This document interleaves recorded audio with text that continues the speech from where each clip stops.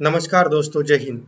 तो आज के वीडियो में हम लोग देखने वाले हैं सुधांशु जी ने राम मंदिर के ऊपर बोला है राम मंदिर बनवाना क्यों इम्पोर्टेंट था और भगवान राम जी का भी अर्थ उन्होंने बहुत अच्छे से एक्सप्लेन किया है। तो गाइस वीडियो में देखते हैं। इसलिए आवश्यक है कि राम मंदिर बन के जानते क्या संदेश देगा। दुनिया का इतिहास भरा पड़ा है कि भाई भाई की गर्दन काट के गद्दी पे बैठा, बेटा बाप को मार के गद्दी पे बैठा। यह दुनिया को एक संदेश देगा कि एक ऐसा भी महापुरुष है, एक ऐसे भी भगवान है, एक ऐसी महान संस्कृति है जहां पिता के एक वचन के लिए संपूर्ण राज्य छोड़कर बेटा जंगल में चला जाता है। जहां जिसको राज मिलने वाला होता है वो खड़ाऊ रख के शासन करने लगता है, दूसरा भाई जंगल में चला जाता है। यह संदेश देगा। और दूसरा संदेश जानते क्या देगा? आज दुनिया में देखिए क्या है। रशिया ने यूक्रेन पर अटैक किया हुआ है, हमास ने इजराइल पर अटैक किया हुआ है, चाइना ने पहले तिब्बत को एक्वायर किया, अब ताइवान के ऊपर नजर है, कुवैत को इराक ने कैप्चर कर लिया। एनेक्सेशन, सब्जुगेशन एंड डोमिनेशन, पूरी दुनिया में कॉन्फ्लिक्ट है। भगवान राम ने क्या संदेश दिया?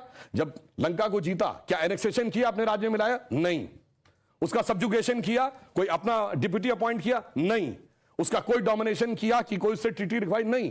कहा भाई अपने अपने धर्म का पालन करो, बस हम इतने ही में करते हैं। तो पूरी दुनिया को जियो पॉलिटिकल संदेश अगर कोई देगा तो वो ये देंगे। और मैं एक बात और कहना चाहता हूं, जो आपने कहा राम शब्द का अर्थ जानते क्या है? रम धातु से बना है। जैसे आपने हिंदी में और संस्कृत में शब्द सुना होगा रमणीक स्थान, रमता जोगी, यानी जिसमें चीज सेटल हो। राम शब्द का संस्कृत में अर्थ है रमन्ते इति रामः, अर्थात वह एलिमेंट जिसमें संपूर्ण संसार सेटल्ड है। और वो एलिमेंट का संघर्ष किससे है? दशानन से, 10 मुख वाले रावण से, उसकी 10 इंद्रियों की बहिर्मुखी पिपासा से। और राम उत्पन्न कैसे होंगे? राम के पिता क्या नाम है? दश। तो दोस्तों, आपको भगवान राम जी का अर्थ समझ में आएगा तो कमेंट बॉक्स में जय श्री राम जरूर लिखना।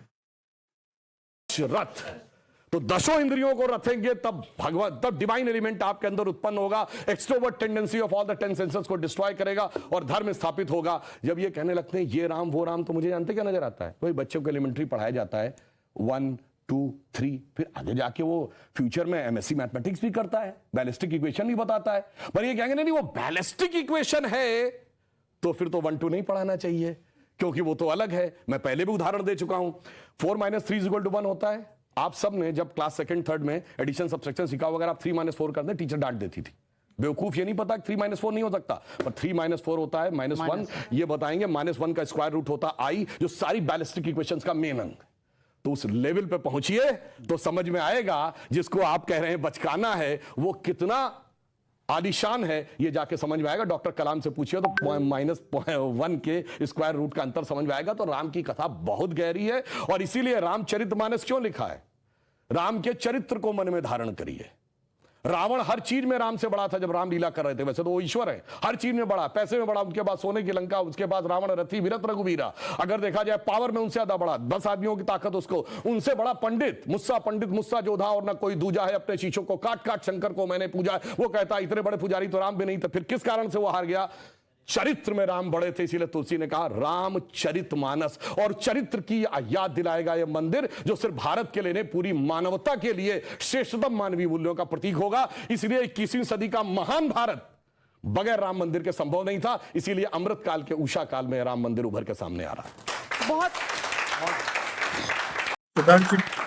सुधांशु जी ने बहुत अच्छे से एक्सप्लेन किया है भगवान राम जी का मंदिर बनवाना क्यों इम्पोर्टेंट था।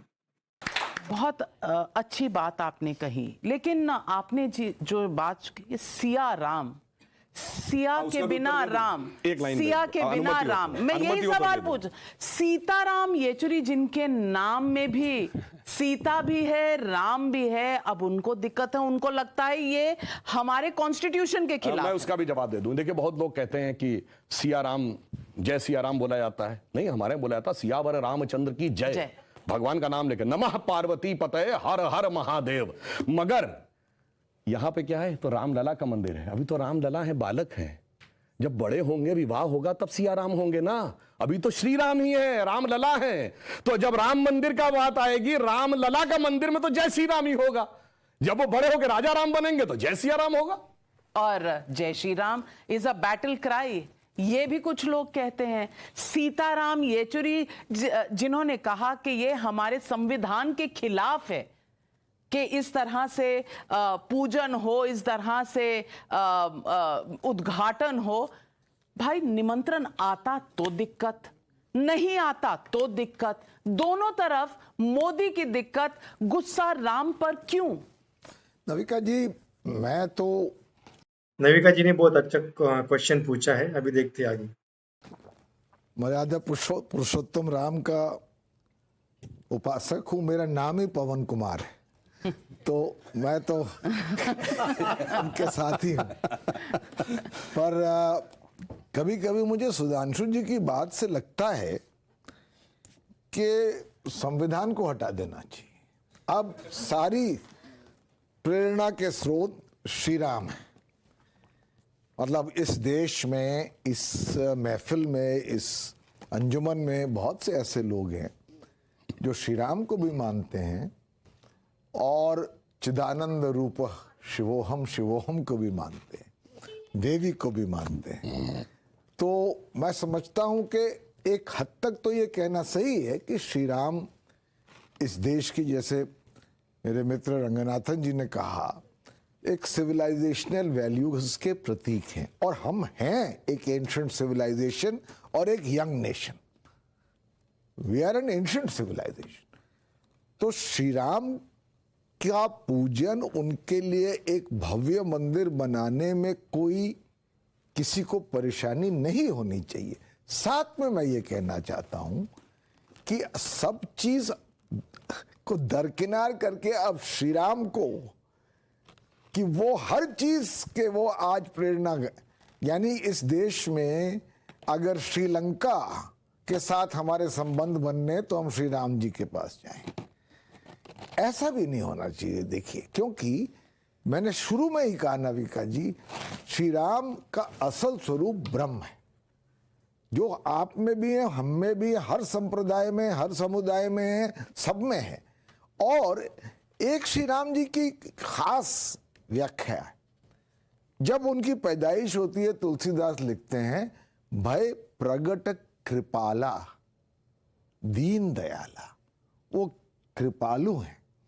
जब हम वो जो भजन सब गाते हैं, श्री रामचंद्र कृपालु भज, कृपालु भज, तो इसलिए एक श्री राम को एक वेपनाइज करने की जो कोशिश होती है, मैं समझता हूं कभी कभी गलत हाथों में उसका दुरुपयोग होता है। मेरा ये मानना है कि देश, नाविका जी, कमज़ोर अपने अतीत से नहीं होते। देश कमज़ोर होते हैं जिस तरह से उनको उनका अतीत पढ़ाया जाता है। 70 साल से हमें हमारा अतीत ये पढ़ाया गया है कि जो हमारे अगेंस्ट हिस्टोरिकल इनजस्टिसेस हुए हैं उनको माफ़ कर दो, उनको भूल जाओ। मैं बार बार, जैसे पवन जी ने बात करी कि सुधांशु जी जो चाहते हैं कि कॉन्स्टिट्यूशन हट जाए, राम राज्य आ जाए। कॉन्स्टिट्यूशन के पन्नों पे जहाँ पे फ्रीडम ऑफ स्पीच है, आर्टिकल है, उस पे एक इंस्क्रिप्शन है, इमेज है, लॉर्ड राम सीता मैया के साथ और लक्ष्मण जी के साथ अयोध्या वापस लौट रहे हैं। कॉन्स्टिट्यूशन में इमेज है। और ये आप किस राम राज्य की बात करते हैं? राम राज्य का मतलब मैं जानता हूं जिस तरह से जस्टिस दिया गया हर किसी को, इतने एक्सट्रीम तक जस्टिस चला गया कि अपनी वाइफ को भी उन्होंने नकार दिया, और जो कुछ कह रहा था उनके अगेंस्ट उसको जस्टिस देने के मतलब एब्सोल्यूट एक्सट्रीम। ये तो वैसे महिलाओं को पसंद नहीं है वाल्मीकि जी का ये जो प्रसंग। हाँ, पर मैं ये कहना चाह रहा हूं कि राम राज्य का मतलब है जस्टिस। ये कैसा जस्टिस है जहां पे हिंदुओं, ये कैसा राम राज्य आ गया है हिंदुओं के लिए, जहां पे हिंदू अगर कहते हैं कि ये मंदिर हमारा है, ये हमें वापस दो, वो कोर्ट्स को भी अप्रोच नहीं कर सकते जस्टिस के लिए। कम से कम जजमेंट आपके अगेंस्ट जाए, फॉर जाए, वो अलग बात है।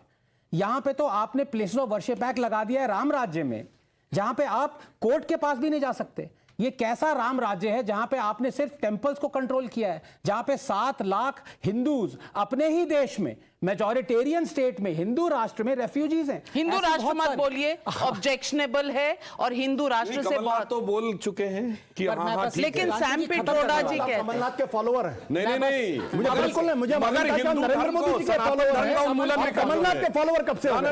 एक चेहरा ये है और एक चेहरा है इरेडिकेशन ऑफ सनातन धर्म। आपको तो दोस्तों, आपको ये डिबेट शो कैसा लगा कमेंट बॉक्स में बता दीजिए, और जय श्री राम जरूर लिखिए। वीडियो पे नए हो तो वीडियो को लाइक कीजिए, चैनल को सब्सक्राइब कीजिए। मिलते हैं नेक्स्ट वीडियो में, तब तक के लिए जय हिंद, वंदे मातरम।